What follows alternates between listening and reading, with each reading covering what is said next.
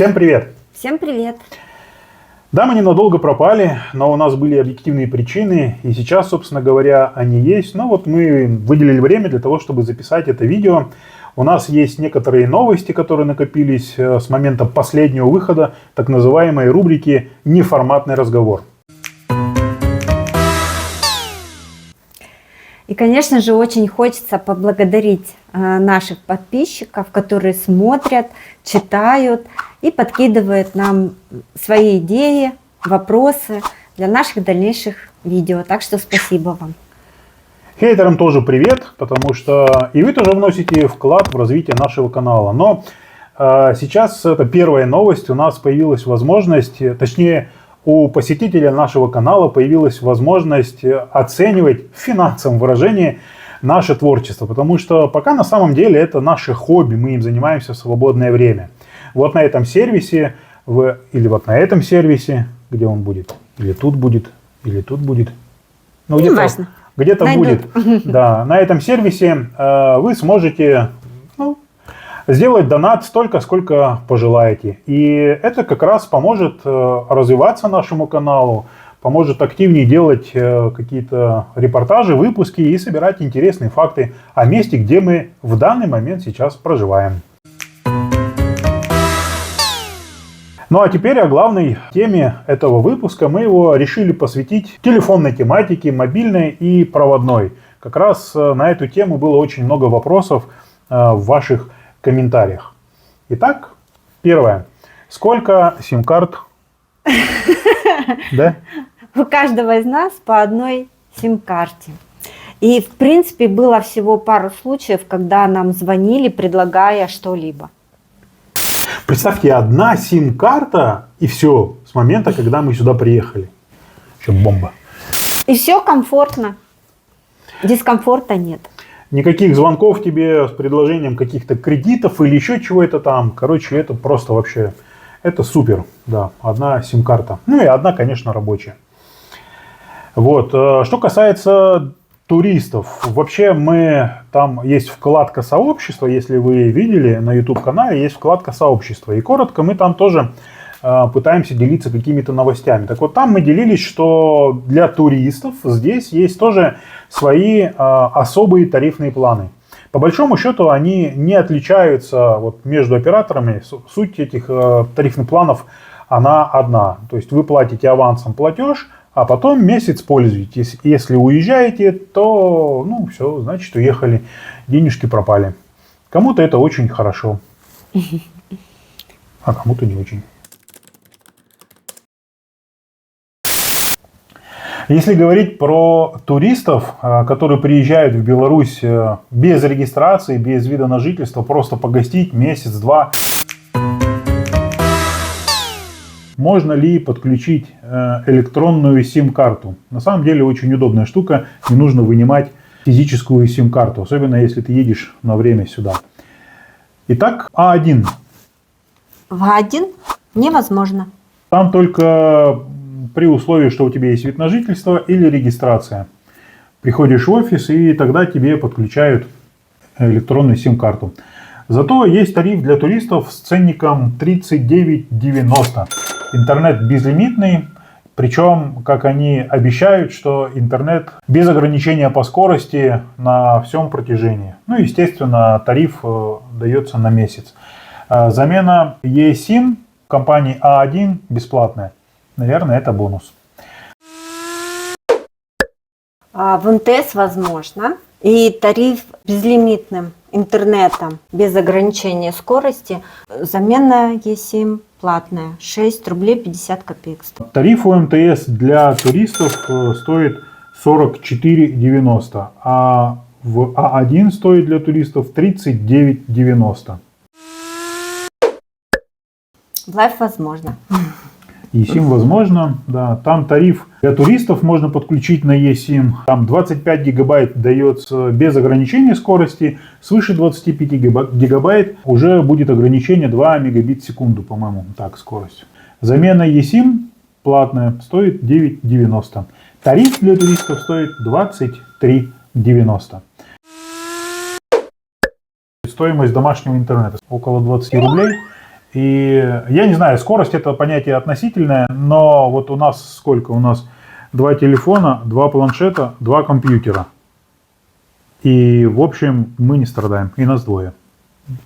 И скорости нормально. Даже если мы с 2 устройств будем смотреть видео, оно нормально играет без тормозов. Поэтому по интернету мы не жалуемся. Да? Что касается предоставления оборудования, у нас вот там роутер, то изначально, когда подключаешься, по-моему, тут нам выдавали бесплатно, не в аренду. Не помнишь? Нет, мы не платим за него. Да. Просто мы не платим, просто его выдавали бесплатно. Сейчас не знаю. Кстати, он у нас второй уже. И его должны, меняли, по кстати. идее, да, забрать, но его даже не забрали. Предоставляют ли сотовые операторы проводную связь? Вы знаете, немножечко мы поузнавали, но кажется, что ни один из сотовых операторов не представляет проводную связь. Что компания МТС в Беларуси и компания МТС в России это одно и то же. На самом деле это не совсем так. Это, хотя названия похожие, одинаковые, но это совершенно разные компании. Здесь в Беларуси, насколько я помню, контрольный пакет акций этой компании принадлежит государству, ну или там Белтелекому, государственной компании, 51% акций. Поэтому, кроме названия, больше ничего не связывает с Россией. Про качество связи, в общем-то, мы говорили в прошлом ролике, но здесь хотим отметить, что на наш взгляд оно улучшилось. По крайней мере, мобильная связь стала точно лучше. Вот у нас оператор Life, мы им пользуемся все время, мы все время здесь были на Life. Вот, и заметно очень, особенно когда едешь вот по этой дороге жизни, которая проходит через всю Беларусь, от Бреста до выезда туда в Смоленскую область, М1 трасса. Сейчас по этой трассе можно практически в любом месте посмотреть даже фильм во время движения. И это очень радует. Скорость классная. Ну и дома. Дома скорость, кстати, вот такая вот. Мы где-то здесь сейчас приложим тоже. Вот такая вот скорость на скачивание. В общем, нам очень пока нравится. Покрытие стало больше. Вот мы здесь собрали информацию. Вот такое вот покрытие стало теперь у Life, А1 и МТС. Платим? Сколько за Life? Платим. Сколько мы платим за Life? У нас тарифный план стоит... А сколько мы платим? Ну, ты же платишь. 28 рублей. Так бы всегда. Ну и учитывая, что это тариф у нас на троих, на взрослых человек. Складчину этот тариф оплачиваем.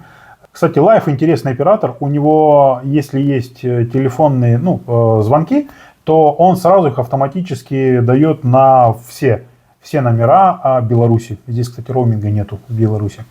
Да, можно с Бреста позвонить в Витебск, например, по ценам домашнего региона. Ну, очень удобно, когда ты с одного тарифного плана на любой звонишь. Да. Фактически. Был такой вопрос от наших подписчиков в отношении мобильной связи от Белтелекома.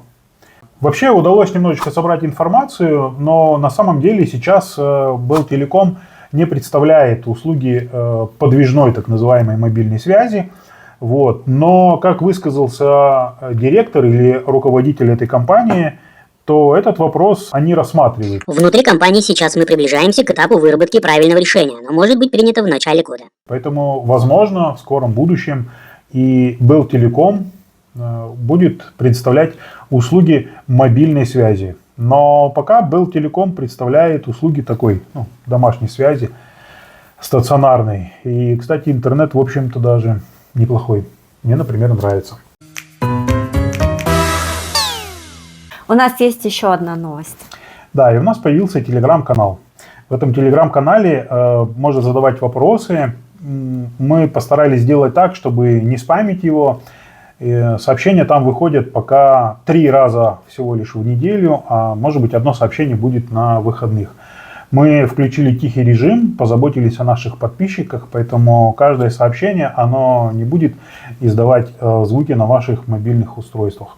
Ну и там мы выкладываем различные интересные факты о наших поездках и объектах, попавших или не попавших в кадр, потому что бывают какие-то накладки во время съемок. Поэтому приходите, подписывайтесь на наш телеграм-канал, задавайте вопросы.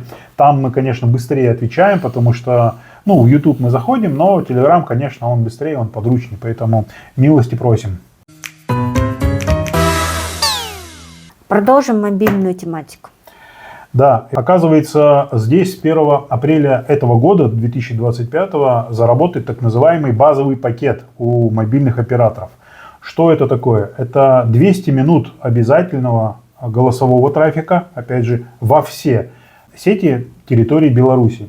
2 гигабайта трафика передачи данных, 50 смс-сообщений. Цены пока нету. Мы пытались выяснить, но цена пока, видать, разрабатывается в процессе. То есть это базовый пакет, который будут обязаны предоставлять все операторы связи на минимальной основе. Как поясняют разработчики, цель этого пакета – сделать мобильную связь в Беларуси еще доступней. И кажется, что это неплохая новость. Да, только неизвестно, туристам будет такой базовый пакет или нет. Я смею предположить, что туристам вряд ли что-то будет. Для туристов это туристы. Они источник дохода в этот бюджет. Поэтому кажется, что для туристов, наверное, вряд ли будут какие-то вдруг. Вдруг, да. Есть еще одна новость как раз из этой тематики. С 1 апреля абонентам не будут автоматически подключаться услуги. Интересно, а с 1 апреля это не первоапрельская шутка? Вот я тоже об этом подумала. В официальных источниках написано, что с 1 апреля. На самом деле идея хорошая. Она призвана ограничить мобильных операторов в том, чтобы они автоматически при подключении или заключении договора подключали вам какие-то услуги. На самом деле, может быть, мы уже давно подключались, но кажется, что здесь этой проблемы нету. Но раз такой закон придумали, значит он есть. В чем его суть? Вот как они пишут. То есть теперь автоматическая услуга не будет автоматом подключаться. Она будет подключаться, первое, если проставлены отметки в личном кабинете. То есть сам пользователь должен поставить отметку в личном кабинете. Или это специальный SMS-код, как это называется, USSD-запрос. Ответить на него. Подача заявления в сервисном центре оператора. То есть, когда мы приходим лично к оператору, подаем заявление, пишем, ставим печать по старинке. Или заключение договора удаленно при помощи цифровой подписи. Вот это, кстати, тоже интересный момент. Как это будет происходить, особенно учитывая тех, кто не особо понимает, что такое цифровая подпись, как это удаленно подписывать договор. Кажется, в принципе, улучшение классное. Нам это очень нравится. Еще одну новость, можно сказать, долгожданная. Все-таки ее нашли. И теперь расскажем вам. Да, роуминг между Россией и Беларусью. На самом деле уже, по-моему, на нашей памяти года полтора эта новость. Постоянно что-то там говорится о ней, что вот скоро будет отмена роуминга. На самом деле до сих пор еще пока роуминг действует, то есть международный роуминг, не просто междугородний. В общем, весьма недешево позвонить, например, туда, в Россию, кому-то, друзьям. Но, как обещают, что с 1 марта 2025 года, вот прям как здесь написано, Беларусь и Россия перейдут на комфортные тарифы для телефонных разговоров и для передачи интернет-данных. Абонентам будут предоставлять от 300 минут бесплатных входящих звонков и не менее 5 гигабайт интернет-трафика в месяц по тарифам, сопоставимым с применяемым в домашней сети. Угу. Вот интересно, что значит комфортные тарифы? Да, наверное, время покажет. Но кстати говоря, то, что они предоставляют 5 гигабайт интернет-трафика, мы с тобой как-то ездили в Россию и брали в роуминге, по-моему, 2 гигабайта, да? И, в общем, нам на карты хватило, на переписку хватило и на звонки через интернет. Нам, в общем, хватило 2 гигабайта, да? По-моему. Поэтому, если 5 гигабайт будет в роуминге даваться по домашним тарифам... На сколько хватило? На неделю? или 2. Просто неделю. надо учитывать, да, Ну, вдруг неделю. там на месяц поеду. Ну, То есть 2 неделю. гигабайта, если на неделю или 2, не помню. Ну, где-то неделя, полторы, да. Ну, здесь 5 гигабайт. Ну, в А здесь принципе, 5, то в что-то принципе минимум. может быть на месяц где-то хватит. Что-то минимум, может Да. быть, и хватит сделать. Ну, кажется, что идея неплохая. Посмотрим, как она будет с 1 марта реализована. Ну вот, кажется, что это все новости относительно телефонной или связной тематики в сегодняшнем выпуске. В заключение хотелось бы еще раз напомнить о том, что у нас появился телеграм-канал, а также мы находимся в любой из популярных социальных сетей, где тоже стараемся скидывать какие-то свои посты. Это Одноклассники, это ВКонтакте, это Facebook, это Инстаграм. Кстати, Facebook и Инстаграм запрещены в России, поэтому мы делаем эту пометочку. Они запрещены в России. Но Компания Мета признана экстремистской. Все мы как положено сделали отметочку, поэтому к нам вопросов не должно быть. Кажется, что мы законную формальность Соблюдаем. да, соблюдаем. И в Ютубе есть вкладочка «Сообщество». Сообщество. Вот там мы тоже стараемся что-то туда выкладывать. Поэтому, пожалуйста, кому где удобнее, мы никого не перетаскиваем с одной соцсети в другую, стараемся публиковать посты одинаково для всех, поэтому находите нас там, смотрите.